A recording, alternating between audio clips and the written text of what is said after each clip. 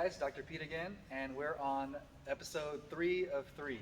And we're focusing today also on the power lifter, but also specifically for the deadlift, right, John?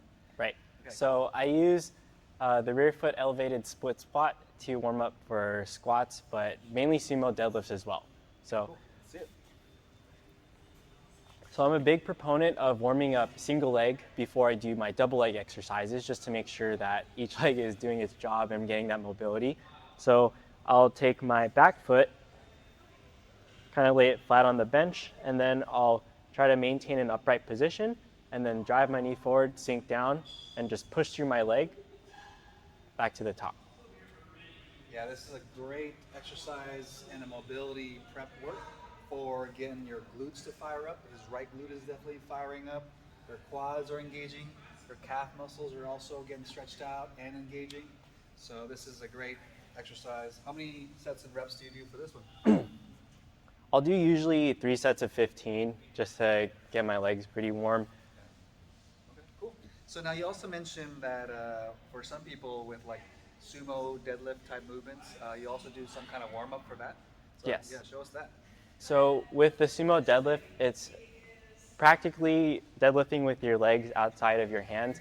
Requires a lot of mobility. So a lot of people have trouble getting into the position. So what I do to help that is using the contract relax method on my adductors. So what I'm gonna do is kind of take a wider than shoulder width stance, kind of have my elbows in between my knees and try to squeeze my legs together while pushing against my arms. I'll hold that for about 5 to 10 seconds, and then I'll relax and just try to use my elbows to drive my knees outward into a very similar position that I would sumo deadlift in.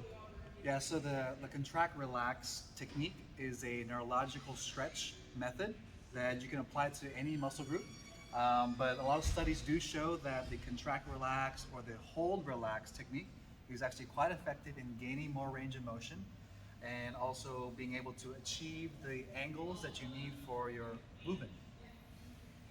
Perfect, awesome. So I think those are the main things that we can definitely address. So in the previous videos, we talked about warming up your hips and ankles, getting that deep squat to get the depth that you need for back squatting.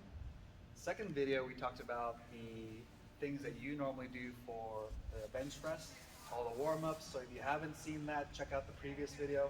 And then today's video was mainly focusing on trying to warm up or add in some mobility work for the deadlift type movement, right? Mm-hmm. Perfect, awesome.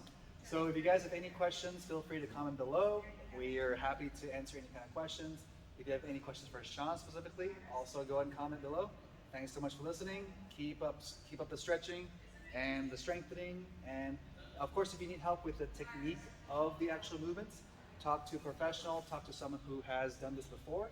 And all we can do right now is just recommend some basic tips.